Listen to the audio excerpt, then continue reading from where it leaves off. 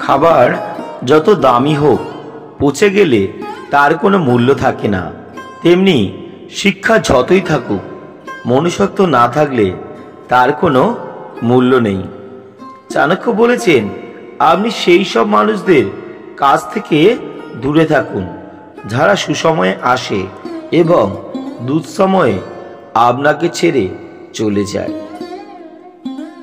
চাণক্য বলেছেন, যে সামনে মিষ্টি কথা বলে এবং পশ্চাতে ক্ষতি করার চেষ্টা করে, তার থেকে সব সময় দূরে থাকা উচিত। যদি আপনি 3 দিন না খেয়ে থাকেন, সমাজ আপনাকে দেখতে আসবে না, কিন্তু একদিন অন্যায় করে দেখুন, এই সমাজ বিচার বসাবে। এটাই বাস্তবতা। কখনো নিজের স্বার্থের জন্য অন্যের সাজানো স্বপ্ন ভেঙে দিও না, কারণ স্বার্থ ফুরিয়ে গেলে তুমি হয়তো ছেড়ে চলে যাবে, কিন্তু সে তার গড়া স্বপ্নগুলো আর কোনোদিন সাজাতে পারবে না।